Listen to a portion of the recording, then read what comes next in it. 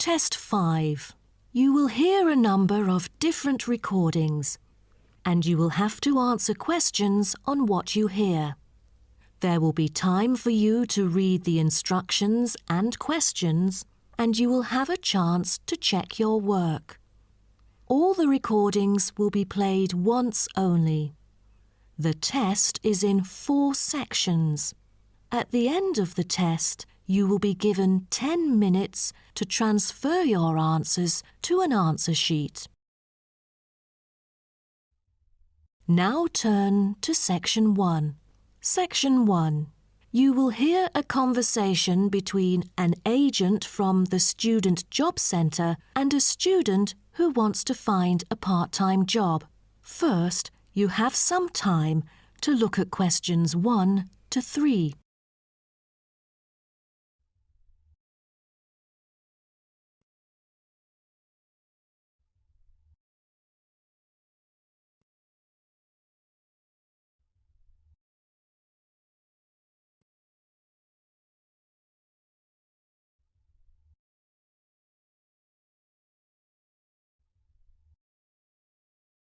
You will see that there is an example which has been done for you. On this occasion only, the conversation relating to this will be played first. Good morning. Oh, good morning. Is this, room number 316? Yes, that's right. So, is this the Student Job Centre? It certainly is. How may I help you? Well, actually, I'm looking for a job, a part-time job. Do you have anything available at the moment? Ah, yes. Are you a registered student? I'm afraid this service is only available to full-time students. Yes, I'm doing my degree in statistics studies. Here's my student card. Right. Well, let's just have a look at what positions are available at the moment. There is a job for social workers, and the workplace is in the House of the Disabled. The agent says that the workplace for social workers is in the House of the Disabled, so disabled has been written in the space.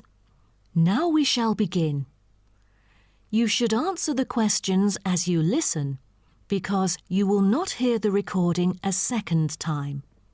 Listen carefully and answer questions 1 to 3. Good morning. Oh, good morning. Is this, room number 316? Yes, that's right. So, is this the Student Job Centre? It certainly is. How may I help you? Well, actually, I'm looking for a job, a part-time job. Do you have anything available at the moment? Ah, yes. Are you a registered student? I'm afraid this service is only available to full-time students. Yes, I'm doing my degree in statistics studies. Here's my student card. Right. Well, let's just have a look at what positions are available at the moment. There is a job for social workers, and the workplace is in the House of the Disabled. That would be fine for me. What are the hours like? You'll have to work every day, and the payment is $9 per hour. However, the skills required are not very basic, so 3 days of training is needed. The pay is quite good, though I'm in my second year of study now, and must attend some courses during the daytime, so I'm afraid I can't make it for this one. Do you have any other positions? You know, ones that I could spare more class-free time on? That's not good then. Let's see. Here, there is one for security guards in the supermarket. What about the pay? The salary is pretty standard for this one. It's $25 per hour. Great! That's much higher than I would have expected. Are there any special qualities required? It sure offers quite a good salary. There's almost no requirement for this job, except that you must wear a uniform which is provided. That's very nice then. But what about exact working hours for this? I hope it will be okay for me. The working time is from 9 a.m. to 5 p.m, and you only need to work 3 days each week. Before you hear the rest of the conversation, you have some time to look at questions 4 to 10.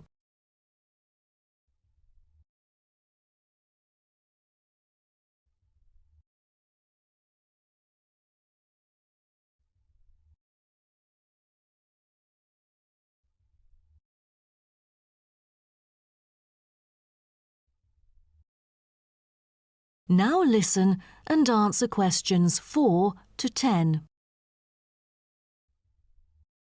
That sounds like fun. But unfortunately, I've got other arrangements during the weekdays. So that's not possible either, I'm afraid. Well, I think we do have something else for you. Yes, here it is. There is a vacancy for a van driving position in a furniture company that might suit you. What is the working time for this one? On the weekends? No, it's night work. That's good to hear, 'cause I'm available for most of the late hours. And the good thing for this is that you've got variable hours to choose from, though the payment is fixed. Any other restrictions for this one? Yeah, it requires the driver to have reliable driving skills. You know, in case of unnecessary damage or any unwanted possibilities of accidents. Night work is perfect, but I don't even have a driver's license, not to mention my horrible driving skills. No driver's license. That makes it impossible at all. All right. The last option that might suit you is a job as a data entry clerk. You'll be expected to work in a school. It's actually a good place, you know. Lovely. And what about the working hours? Not on weekdays, I hope. Actually, you'll be working only on weekends. You get a fixed salary and you're expected to be familiar with keyboarding skills. That's not the only limit, though, because I'm afraid personal transport is also a must. That's not a problem. I've got a bicycle to travel around with. Great. Now, just fill out this form and we'll see what to do next. Wonderful. That is the end of section 1. You now have half a minute to check your answers.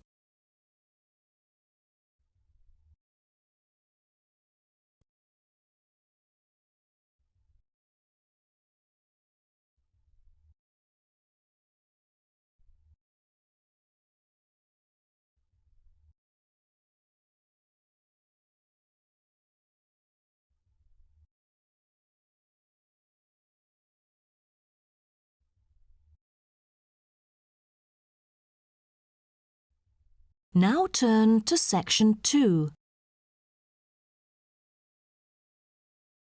Section 2. You'll hear a talk between an interviewer and an interviewee called Chris Evans from the Royal Caledonian Curling Club about ice curling. First, you have some time to look at questions 11 to 16.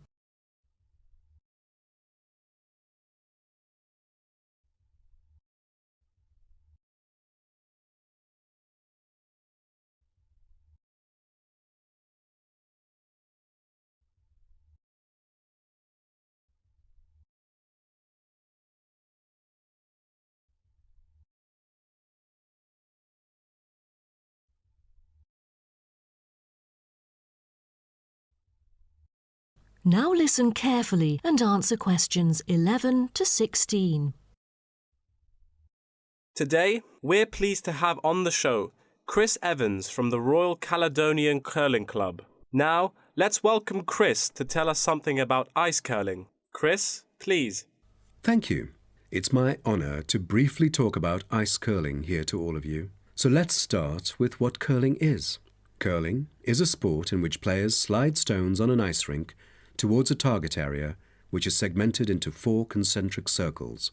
2 curling teams consist of 4 players, the lead, the second, the third, and finally the skip. The captain of the curling team and its players will throw their stones in the order stated above. Each team has 8 stones. The purpose is to accumulate the highest score in the game. Points are scored depending on which stone is resting closest to the centre of the target area at the end of the game. The ice surface on which the game is played, or the rink in curling, is called the sheet. It is covered with tiny droplets of water that become ice and cause the stones to curl or deviate from a straight path. The curling players should slide the heavy polished stones or rocks across the ice curling sheets towards the house, a circular target marked on the ice, as I mentioned before. There are several pieces of equipment essential for a curling game, so a concise instruction will be given to you. The most important things are the curling brush, which is used to sweep the ice surface in the path of the stone, as well as the curling stone, which is sometimes called rock. The former is usually made of horsehair, and the latter is made of granite, mainly coming from Scotland. Curling shoes are similar to ordinary athletic shoes, except that the two shoes in a pair have dissimilar soles. The sole of the slider shoe, which is designed for the sliding foot, is typically made of Teflon, while the gripper shoe for the hack foot has a special layer of rubber applied to the sole. During the curling game, you may also find a stopwatch attached either to the player's clothing or the broom, which is used to time the stones over a fixed distance to calculate their speed. Before you hear the rest of the talk, you have some time to look at questions 17 to 20.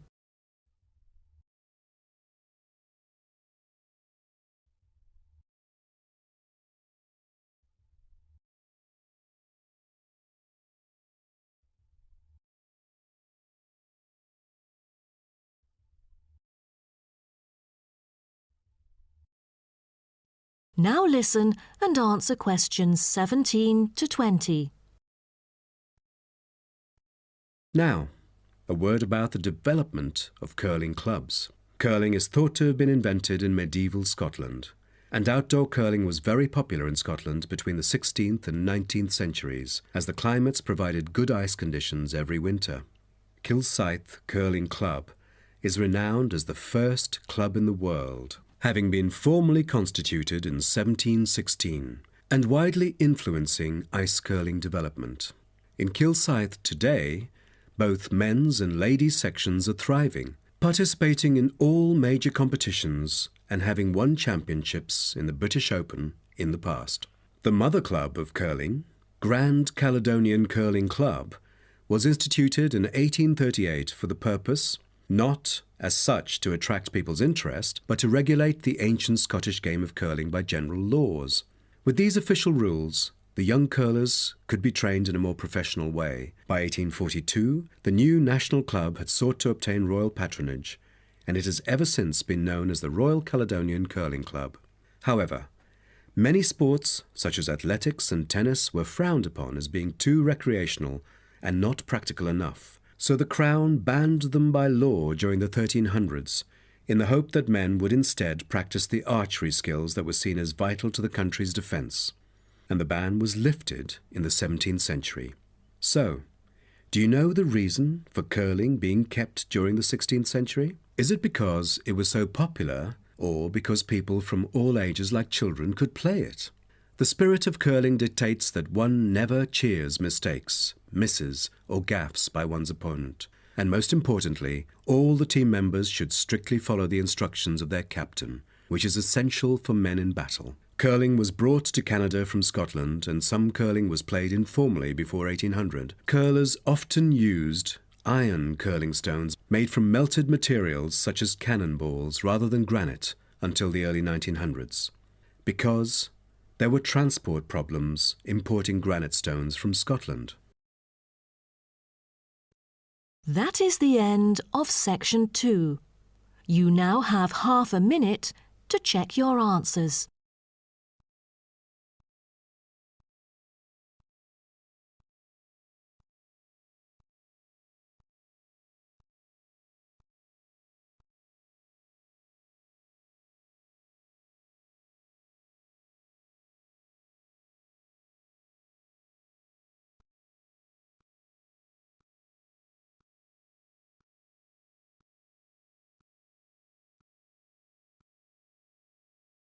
Now turn to section 3.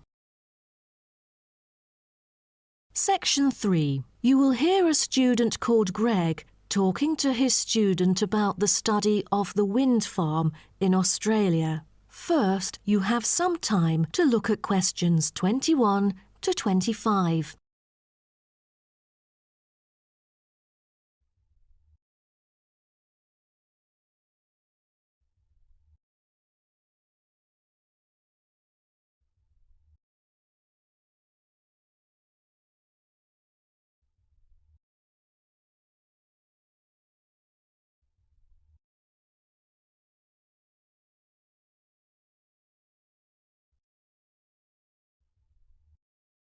Now, listen carefully and answer questions 21 to 25.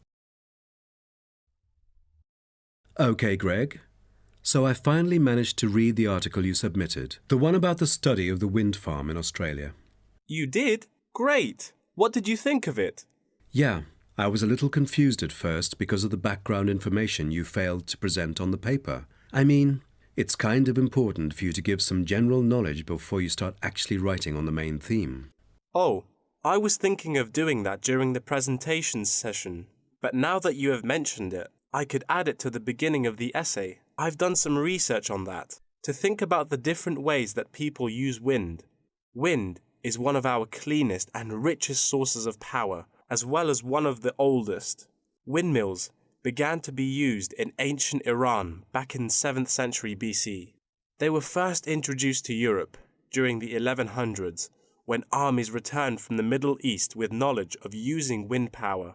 For many centuries, people used windmills to grind wheat into flour or pump water from deep underneath the ground.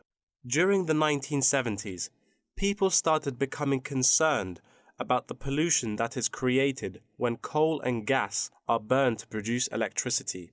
People also realized that the supply of coal and gas would not last forever. Then, wind was rediscovered and carried out into research for the first time. Greg, why don't you just put all that information together and present that in the introduction part of your essay? Okay, I'll do that.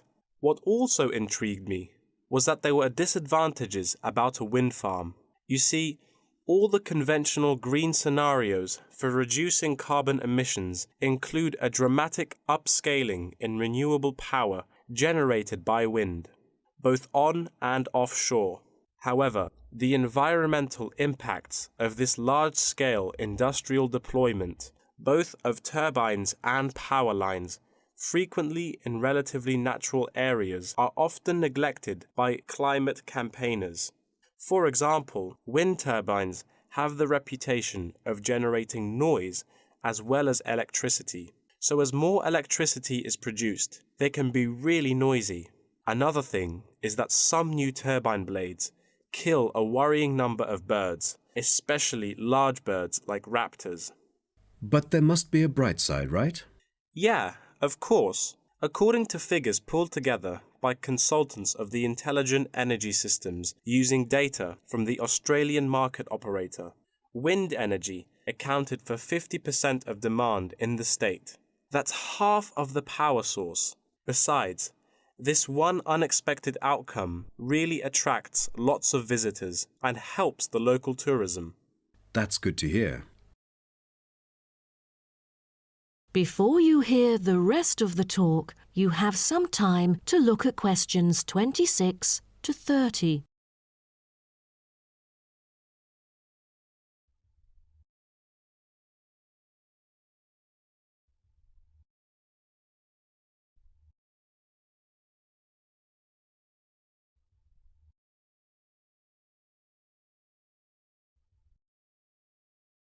Now, listen and answer questions 26 to 30. Oh, how about the structure? Offshore wind farms consist of a number of connected elements. These include the turbines, foundations, array cables, offshore substation, export cable, and onshore substation and infrastructure. Just a single one of these giant wind turbine blades, produced by manufacturer Siemens, is almost as big as the Airbus A380, the world's largest plane. That's made in Europe. Impressive. Actually, at first, there were protests among residents who claimed themselves to be victims of land loss and noise. Then, policies came out really quick, and then they could get allowance from the government. From then on, things went smoothly. What would happen in extreme weather conditions? I mean, it could be dangerous if hurricanes occur. A motorized operating mechanism enables the device to be switched back on remotely. All versions feature the modular design and share the same complete range of standard accessories, thanks to its very extensive operating temperature range of -25 to 70 Celsius and its strong temperature range of -40 to 70 Celsius. It is ideally suited for use in wind turbines under extreme climatic conditions, though they do have an option to lower the speed of it. Wonderful. Then, what were the fans, or turbine blades, made of? Is it a special kind of metal? No, they were too heavy.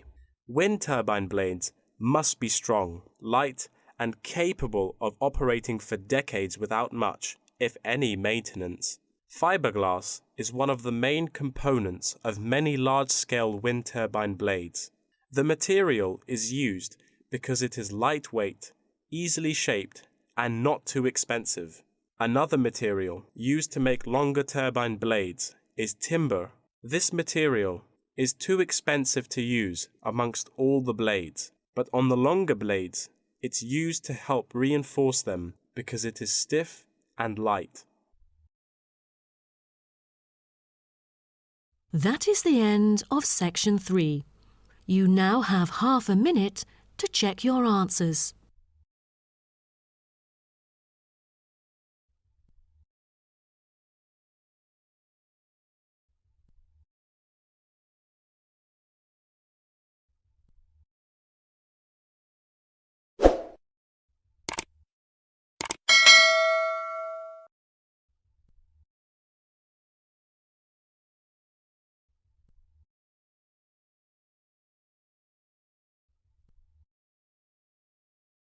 Now turn to section 4.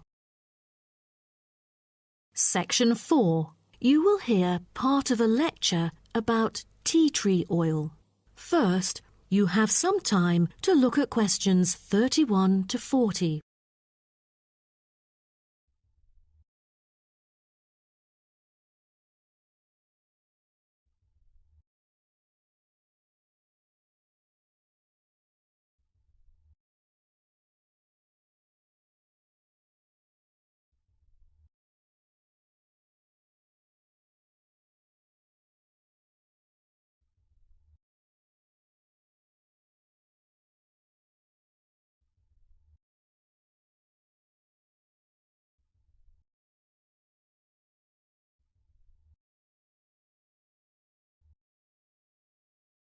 Now, listen carefully and answer questions 31 to 40.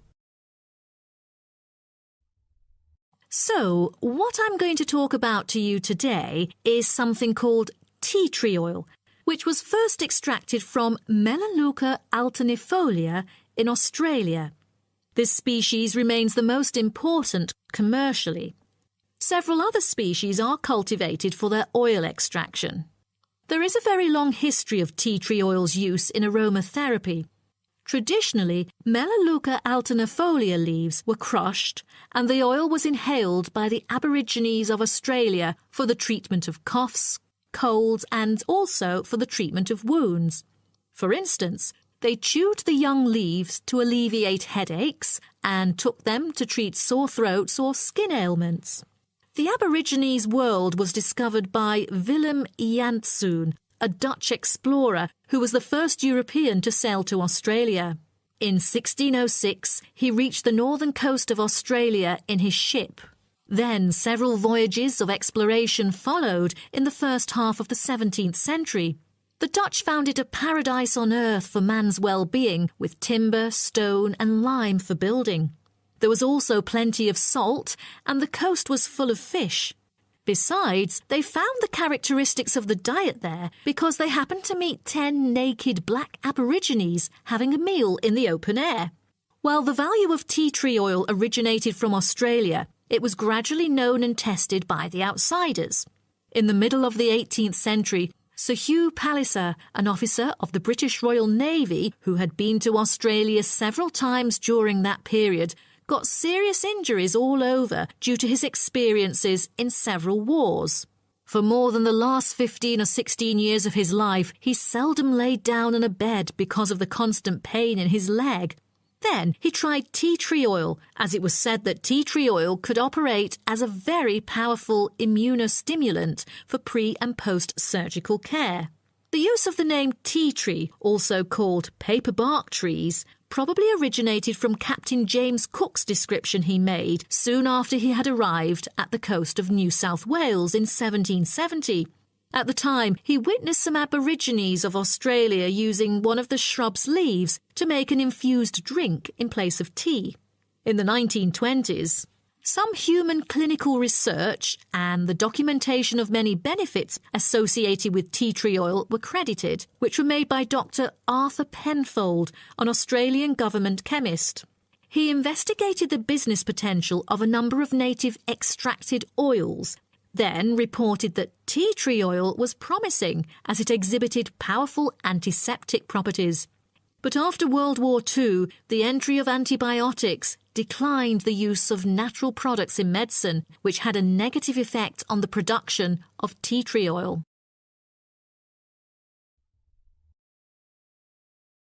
As such an important and valuable material in the world, how is tea tree oil produced?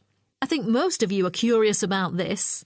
Tea tree oil can be extracted in some different ways, but the most traditional way is steam distillation. Once harvested in winter, when the amount of required essence in oil meets the needs for production, the finely cut trees are transported to a steam distillation facility. The extraction is made by distilling the leaves in specially designed stainless steel stills along with the stems to yield pure oil. The water-filled boiler is heated and constantly monitored to maintain the correct temperature.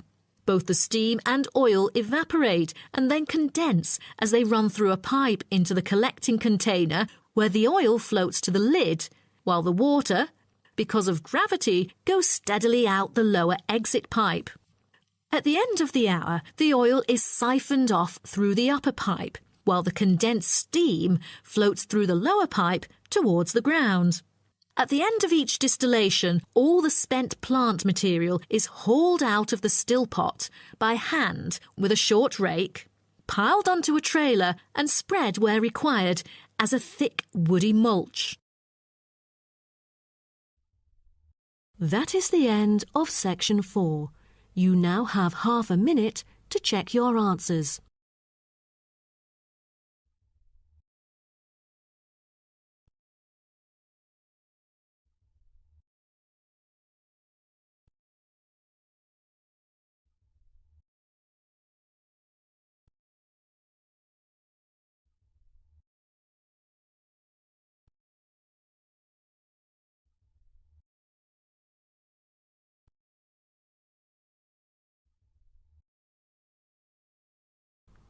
That is the end of the listening test. In the IELTS test, you will now have 10 minutes to transfer your answers